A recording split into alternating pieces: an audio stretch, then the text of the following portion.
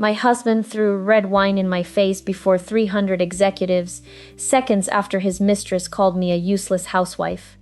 The ballroom fell silent, but no one stepped forward. I wiped my eyes, looked at the billion-dollar invention glowing behind him, and texted my father, "Bring the blue file." 10 minutes later, the entire board stood. What did that file prove? The wine hit me before anyone understood what Graham was doing. 1 second, I stood beside the main stage at the Helios Core Gala, surrounded by white tablecloths, champagne glasses, gold lighting, and cameras. The next, red wine ran into my eyes and down the cream-colored dress my mother had helped me choose years earlier. Behind Graham, a 40-foot screen displayed the device he had just called his greatest achievement. 300 investors, engineers, reporters, and executives listened as he thanked the board, the design team, the marketing department, and even the hotel staff. He had not said my name once. A reporter asked whether I had ever contributed to Helios Core. Marissa, Graham's chief brand officer, answered. She made his home comfortable. That was her contribution. A few people near Graham's table laughed. Most stayed silent. They lowered their eyes, checked their phones, or studied the bubbles in their glasses. I looked at the screen and spoke into the silence.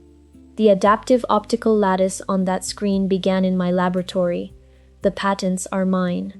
The microphones caught every word. Graham's face changed. The polished founder disappeared.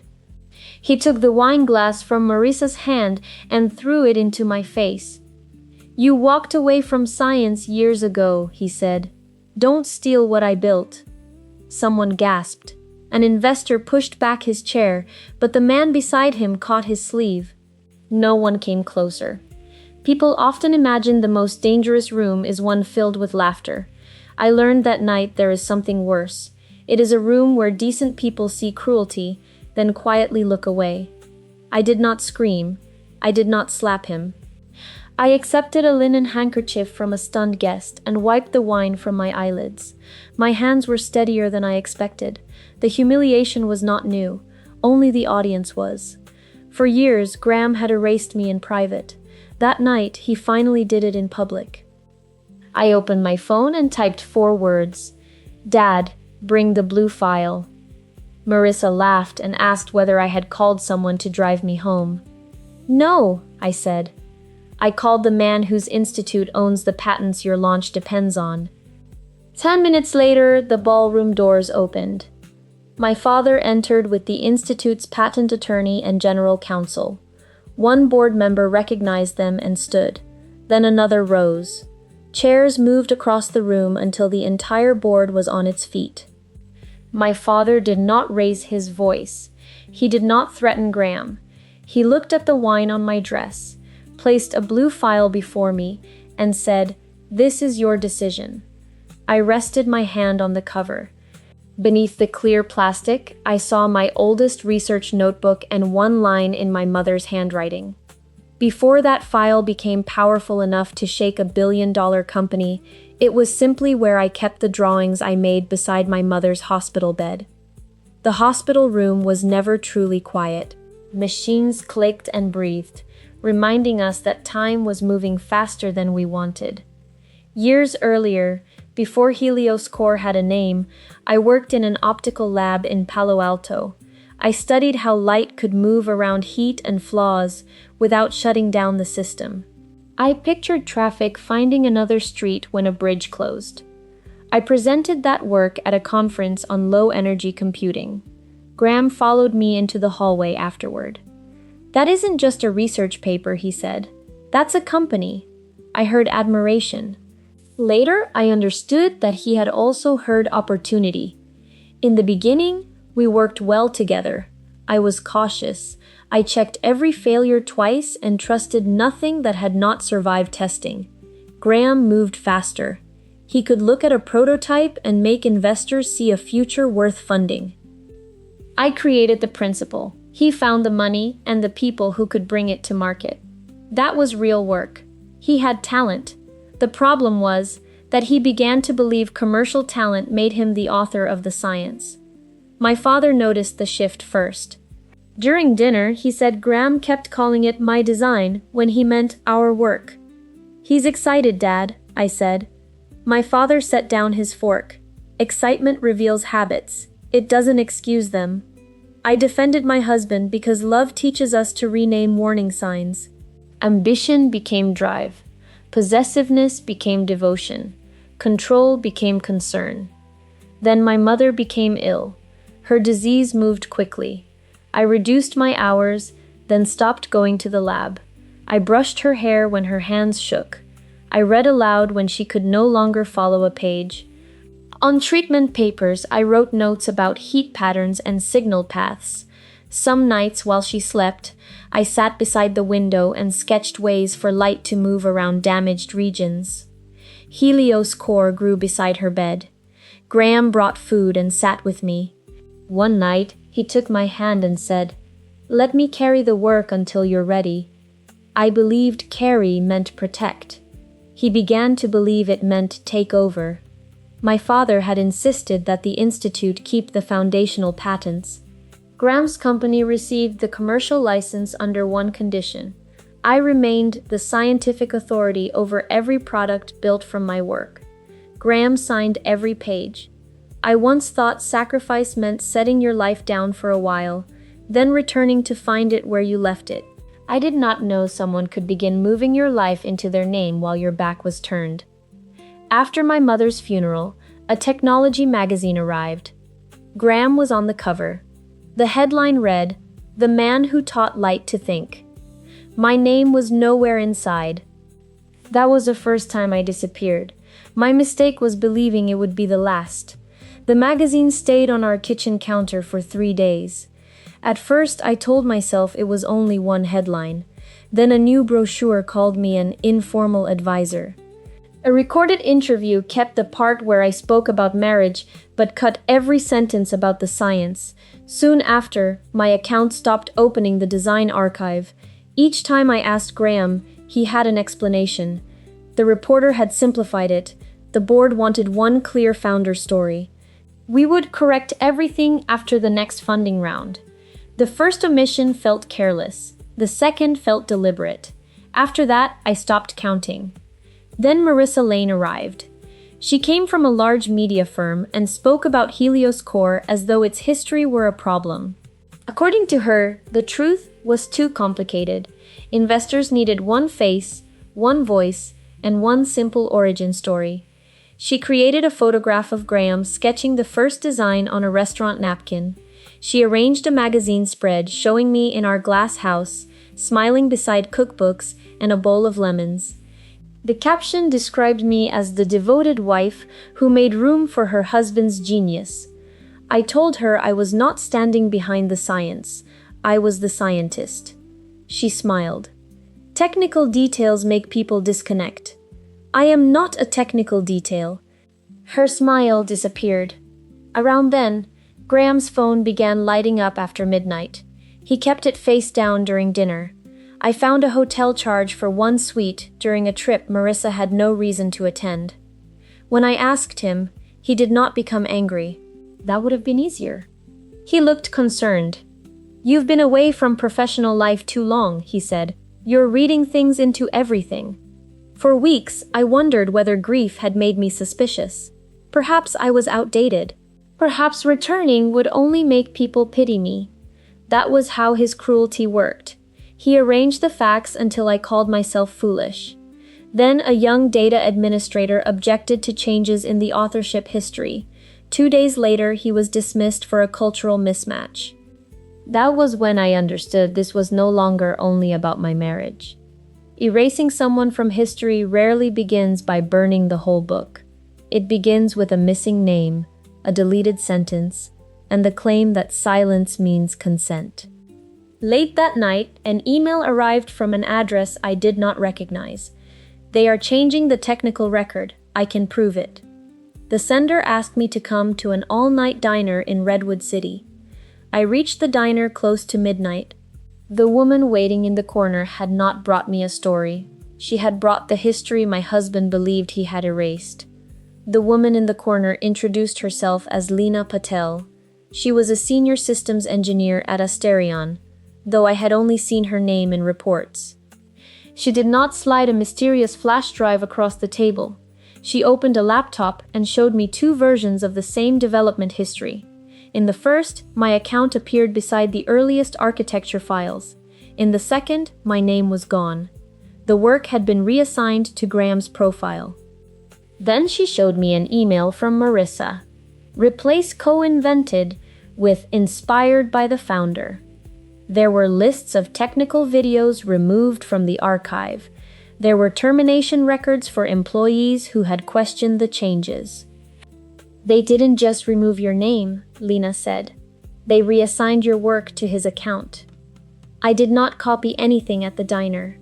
By sunrise, Lena and I were inside the secure records room at the Carter Institute with the patent attorney and outside counsel. The legal team created read-only copies. They recorded when each file was received, verified its source, preserved the originals, and opened a formal process to protect Lena as a whistleblower. People often think documents are cold things. To me, those timestamps and emails were the first witnesses Graham could not frighten, bribe, or teach to doubt their own memory. The financial records were worse. Asterion had paid almost $4 million to a consulting firm with no real staff. The beneficial owner was Marissa. The money had covered a luxury apartment, private trips, expensive gifts, and costs labeled as market research. The patent license gave the institute the right to audit every product built from my original architecture. Graham had always treated that clause as ceremonial. I used it. Quietly, we reviewed the design repository, revision history, safety files, board records, and transactions involving conflicts of interest. The most important evidence came from a recorded meeting. The online guests had already left, but the system kept running. Graham and Marissa spoke calmly. That made it worse. They planned to wait until the major contracts were signed. Then they would use my years away from the laboratory to claim I was no longer professionally capable. They discussed creating a record that described me as unstable after my mother's death. Once my scientific authority was replaced, Graham said the marriage could end without threatening the license. Then I heard them kiss. I did not cry. I felt something colder than grief. My marriage had not simply failed. It had been turned into a legal device that kept Graham connected to my work. My father listened to the recording and wanted the license suspended that day.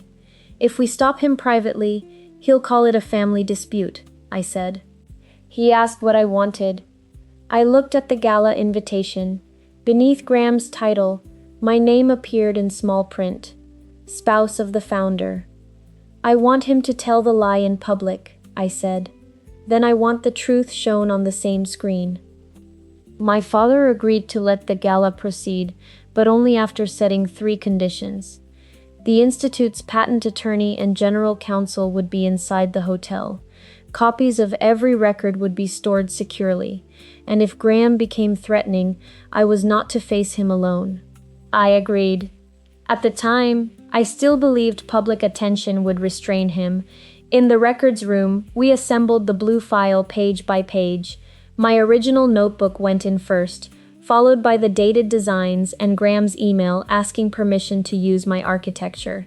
We added the license terms, the altered development history, Marissa's instructions to remove my name, the recording of their plan, and ownership records showing Graham held less of Asterion than he claimed. My father prepared a letter that would terminate the license immediately. I slid it back across his desk. You can protect me without deciding for me. He studied me, then removed the letter. The final choice would be mine. 3 weeks before the gala, Graham found me in our kitchen. He had become unusually gentle. He covered my hand with his and promised the launch would correct everything. I'll tell them where Helios began, he said. Your name will be on the screen. I asked whether I would be introduced as his wife or as the inventor. He paused just long enough to answer without words. Don't turn this into a legal negotiation. Before leaving, he asked me to trust him one last time. I looked at the blue notebook near the fruit bowl. One last time. He heard surrender. I meant deadline. On the day of the gala, I found my invitation on the hotel dressing table. My name appeared in small letters beneath Graham's. Spouse of the founder. I put on the cream-colored dress my mother had chosen with me.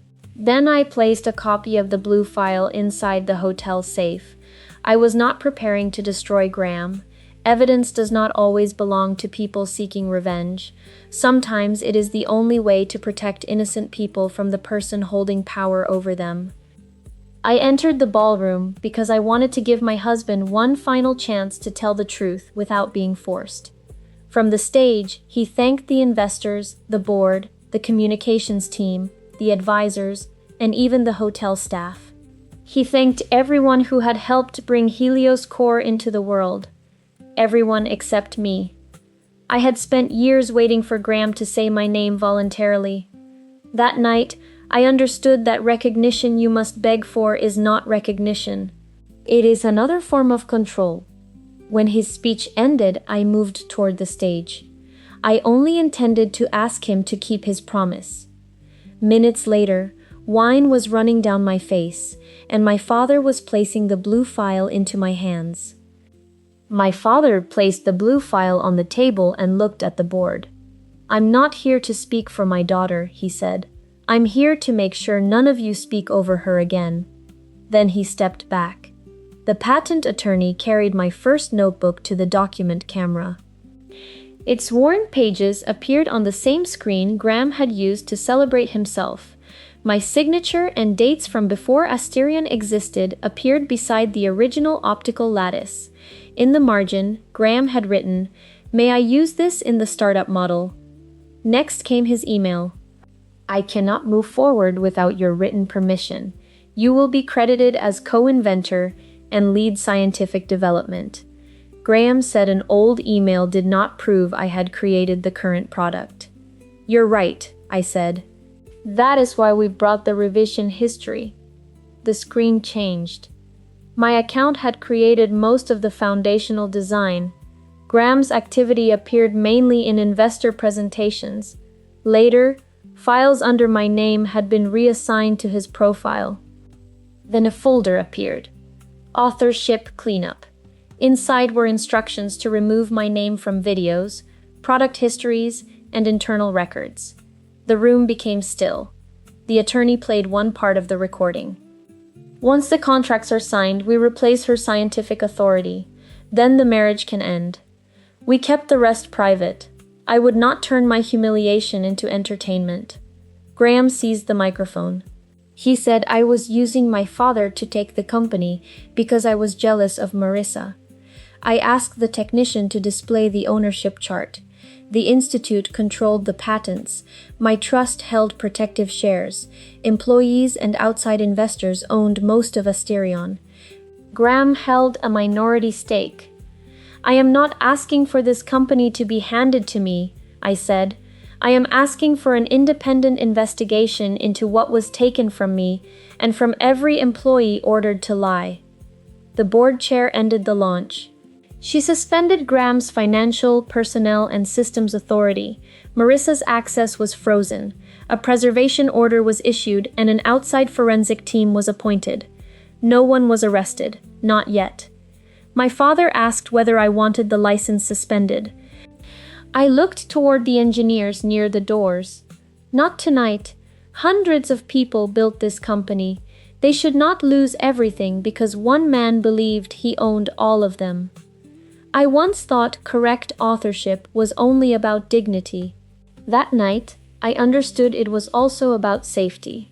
Erase the person who knows a system best, and you erase the person who knows where it can fail. Near 2 in the morning, my phone rang during the emergency board meeting. Lena's voice was tight. "Someone is inside the backup repository. They're deleting the authorship ledger." She paused. "And the Helios validation unit is gone." I looked at the open blue file while lines of history disappeared from the screen. My husband had lost the stage, but not the company. While we argued about the truth, he began stealing the evidence that could prove it. Someone is inside the backup repository. They're deleting the authorship ledger. I asked Lena whether she could lock them out. I can slow them down. I can't stop them without revealing where our backup is stored. The general counsel told her not to confront anyone. He began preserving evidence and called law enforcement. The access trail led to a maintenance account at the Redwood City Laboratory. Officers found a technician removing 2 hard drives. He claimed it was an emergency backup. His phone told another story. Preserve everything under Graham Whitmore. Delete every copy marked EC. Graham had ordered them to save his name and erase mine. The technician mentioned a data set from before Asterion existed. I knew where it had been kept. Behind a bookcase in our Palo Alto home was a safe Graham once claimed he could not open. When we arrived, the door stood open. My mother's jewelry remained. So did our passports, property papers, cash, and family photographs. Only one thing was missing: a drive containing the earliest Helios simulations. The log showed Graham had opened the safe with his biometric profile 14 months earlier, while telling me he was helping me through my grief. An ordinary thief takes the most valuable thing in a safe. My husband left the gold, money, and deeds. He took the one thing proving I had existed before he began rewriting my life. The Redwood City search uncovered a hidden storage room. Officers found the 3rd Helios prototype, reported destroyed, along with former engineers' notebooks and renamed drives hiding their source. They also found an empty shipping case cut to fit the Helios validation unit. That device was due at the Federal Energy Systems Consortium the next morning. Without it, a contract worth $900 million could be suspended. Investors could withdraw. Hundreds could lose their jobs. The technical director said 3 unfinished cores remained. Only the holder of the original phase key could calibrate them. Everyone looked at me. I had every reason to walk away. Instead, I thought about the engineers who had spent years on the product and the medical programs waiting for lower energy computing. I will help finish a replacement, I said. But the scientific record is corrected first. Every payment to Marissa's company is frozen. Neither of them enters another facility, the board chair agreed. At the Oakland facility, a clean room suit waited for me. My name was on the chest. Dr. Evelyn Carter. I had returned to a room I once believed I would never enter again. But before we could save Helios core, I had to learn what my husband had changed inside it. My name on the clean room suit held me still longer than it should have. Some engineers avoided my eyes. Others watched, waiting to see whether I still understood the work. I did not ask them to trust me. Check every instruction I give, I said. No decision goes into the system without independent verification. 2 senior engineers reviewed every change I proposed. I welcomed it. I had been away from daily operations for years. Materials had changed. Manufacturing had changed. A reputation was not a substitute for testing. A younger engineer brought me a thermal map. A bright band was climbing along the lower edge of the core. The safety threshold should have shut the system down before it reached that point. Instead, someone had raised the limit 3 months earlier. Graham had approved the change. His note said, "Automatic shutdown creates unacceptable disruption during live demonstrations." He had accepted the risk of a cracked core because a failure on stage would look bad. Then the team found another change. Marissa had demanded a housing 4 millimeters thinner so the product would match the campaign images. The smaller shell narrowed the heat path. Engineers had objected. Graham approved it anyway. They had not only erased my name from the product, they had erased the limits I had placed there to keep people safe. When appearance matters more than the person who understands the design, safety is usually the first thing sacrificed. I suggested an old routing method that could move light away from the overheated region. The younger engineers studied my model, then told me the new material did not behave the same way. For a moment, the room became very quiet. "Then show me what changed," I said. We combined the original architecture with the team's newer understanding of the material. The unstable band narrowed, the temperature dropped, efficiency rose beyond the target. The director said I had saved the core. "The team did," I told him. "Put every name in the record." Then red lights began flashing. A recorded voice warned of a solvent leak near the calibration chamber. We followed procedure and evacuated. The fire department searched the area and found no chemical release. While the laboratory stood empty, the system recorded a remote request to unlock the calibration chamber. The emergency code belonged to Graham's former security group. Lena had cut outside access minutes earlier. Without that, the unfinished core would have been left unprotected. Beneath the device, an investigator found a note. "She cannot validate what she cannot touch." When we returned inside, my private phone rang from an unknown number. Marissa's voice came through. "Graham didn't take the validation unit to destroy it. He has a buyer. The plane carrying it would leave San Carlos before 6 in the morning, and she would only reveal the destination if I helped her escape the consequences." I put Marissa on speaker and kept Lena and the general counsel beside me as witnesses. "He lied to both of us," Marissa said. "That does not erase what you did. She asked the company not to sue her. She wanted my father to leave her assets alone. Most of all, she wanted the public to hear that she had been deceived. I promised nothing. You can tell the truth before someone else tells it for you." After a long silence, she gave us the location of a private plane at San Carlos. Federal agents reached the hangar before dawn. The aircraft was still there, but the validation unit was gone. It had been moved into a black truck. Inside, agents found forged export papers, packing foam, a prepaid satellite phone, and a schedule tied to a broker restricted from handling advanced technology. This was no longer a corporate dispute. It was a possible illegal transfer.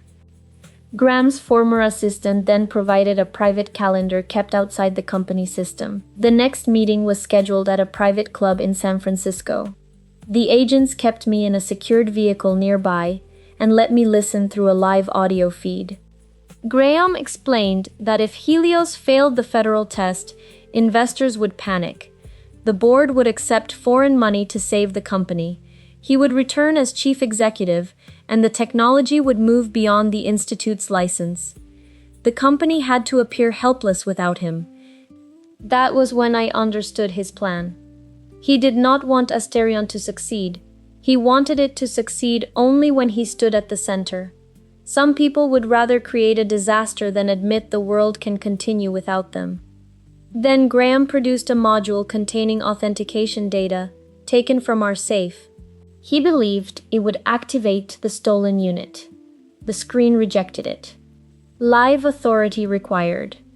I had designed the phase key, so stored data could never replace the living consent of the person responsible for the science. The broker realized Graham did not control what he was selling. His voice rose. Chairs scraped across the floor. Agents moved in. The broker surrendered. Graham's former security chief ran through a rear exit and was caught outside. Graham carried the unit into the parking structure. He stopped near the upper-level edge and called me. He demanded restored access, withdrawn complaints, and a public statement naming him as co-founder. In return, he would hand over the device. Truth should not require a hostage. You care more about this machine than you ever cared about me. I cared enough to mistake your hunger for love. Agents reached him before the unit fell. The device returned to Oakland. Lena examined it, then looked at me. We cannot use this unit. Someone planted a hidden collection program inside it. The device Graham planned to deliver to the federal consortium was no longer a validation unit. It was a surveillance tool disguised inside my own invention. The recovered unit went into isolation. Its hidden program could copy security certificates, map the consortium's test network, and store data for later transmission. Federal agents sealed it after making a forensic copy. I turned toward the replacement core. "That one carries his plan," I said. "This one carries our work. Finish it." I placed my hand on the sensor and looked into the optical reader. The system created a random challenge lasting only a moment. Stored data could not answer it. Only a living person with current authority could. The screen changed. Authority verified. Dr. Evelyn Carter. The engineers exhaled. I was no longer absent. Then Channel 47 began to drift. Its temperature rose and fell in a pattern that could fracture the core. Replacing it would take 6 hours. We had less than 7 before the deadline. I remembered the first prototype. I had created an unused region that absorbed interference and gave the other channels room to stabilize. I called it a silence corridor. The technical director warned that it would reduce performance. "We lose 8% if we use it," I said. "We lose everything if the core fractures." The team rebuilt the routing around that empty space. Younger engineers adjusted the new materials. Senior engineers balanced the remaining channels. My old idea became something none of us could have finished alone. The test facility. The replacement processed medical images, climate models, encrypted data, and continuous heat. 13 minutes before the deadline, the consortium director signed a conditional certification. A reporter asked whether Graham had stolen my invention. "The foundational architecture was mine," I said. "The finished product belongs to every engineer whose work survived the attempt to erase it." Another asked about my marriage. "My marriage is ending. The scientific record is beginning again." That afternoon, the board removed Graham, ended Marissa's contract, and offered me the interim chief executive position. I declined. The company needs someone trained to rebuild governance. I am a scientist. An independent semiconductor executive accepted the role. I became chief research officer, with limited authority and outside review. My father handed me a licensing amendment he had signed 2 years earlier. It allowed the company to seek my replacement if I was considered medically incapable, professionally unavailable, or absent too long. He said he feared the technology would die while I was grieving. "You gave him a legal path to erase me. I was trying to protect the work. You protected the work by making decisions about me without me." Some betrayals are committed for money, others are committed in the name of protection. The second kind is harder to face because the person who hurts you believes love makes them innocent. I left without letting my father follow and drove to my mother's small house near Half Moon Bay. I had reclaimed my invention, but inside her empty house, I wondered whether I had reclaimed the right to decide my own life. The house at Half Moon Bay smelled of cedar and sea salt. In a drawer beside my mother's bed, I found a letter. "Grief will tell you that continuing means leaving me behind. It is lying. Do not become smaller so other people can carry your loss more comfortably." Graham had used my grief. My father had tried to manage around it. I had hidden inside it. When I returned to Asterion, I accepted the research role under conditions. The company would create an independent authorship office. Employees could consult outside counsel if records were altered. Authority changes required written consent. My father's amendment would be disclosed. Employees would elect members to the ethics committee. My father met me in the old laboratory and handed me my mother's key. He admitted he had confused protection with deciding for me. Never sign anything about my authority without me again. Never. Forgiveness did not arrive through a speech. It began with a clear boundary that was respected. Marissa cooperated with investigators. She surrendered ledgers, emails, recordings, and information about the foreign buyer. She admitted she had known from her first week that I created the original architecture. "That is why you worked so hard to make everyone believe I didn't." I did not ask anyone to excuse her. Cooperation could affect a sentence. It could not erase a choice. Then Graham released a video. He sat in a plain room wearing a dark sweater and called himself the victim of a wealthy family. He described the wine incident as a moment of lost control. Then he raised a black notebook. Its first dated entry appeared 6 months earlier than mine. The public divided quickly. Some believed me. Others said my father and I had used patents to steal Asterion. Commentators called me a bitter wife destroying a founder. A lie often travels faster than evidence because it never stops to check itself. Evidence remains after the crowd grows tired. I found an old photograph of my blue notebook beside the first wafer prototype. Camera data, a television broadcast in the background, and an independent university fabrication code placed that wafer before Graham's claimed date. Lena found more.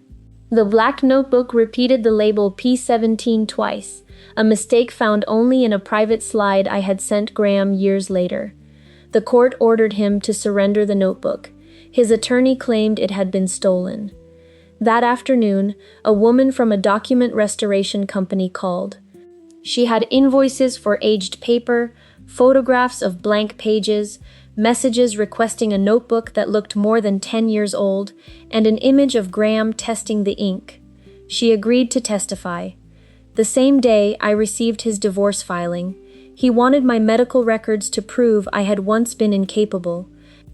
As the false notebook collapsed, Graham returned to his oldest weapon. He tried to turn my grief into evidence against me. Graham's lawyers asked for my treatment records. They claimed those files would prove I had been incapable of making scientific decisions. Our attorney played the recording in which Graham discussed using my grief to remove me. The judge denied his request and issued a protective order. At the patent hearing, I explained that I created Helios Core's foundational architecture. Later teams improved the materials, firmware, and packaging. Graham raised money and helped build the company, but that did not make him the inventor. When his attorney asked whether Helios contained ideas I had not created, I said yes, and named the engineers responsible. The panel found no basis to add Graham's name to the foundational patents.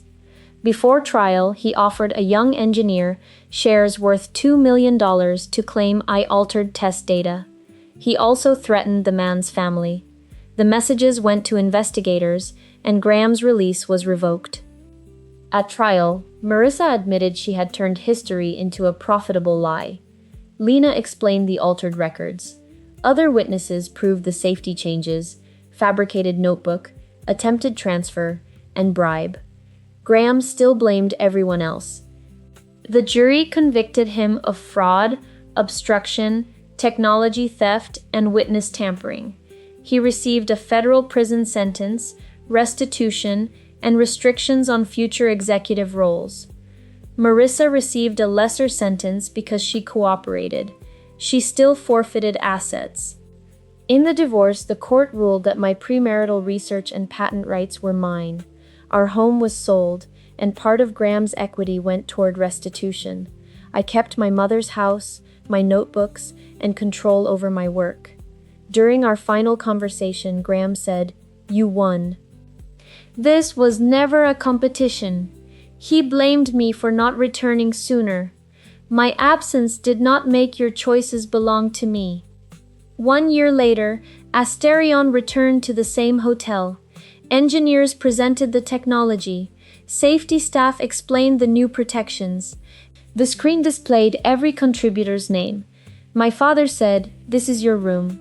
No, it belongs to the work. I used part of my royalties to create a program for scientists returning after caregiving, illness, parenting, or grief. At the first ceremony, an older woman said caring for her brother had ended her career. I asked what she was researching. That was the future I wanted to hear. 2 years after the gala, I wore the cream-colored dress again. A faint wine shadow remained near the seam. I did not hide it.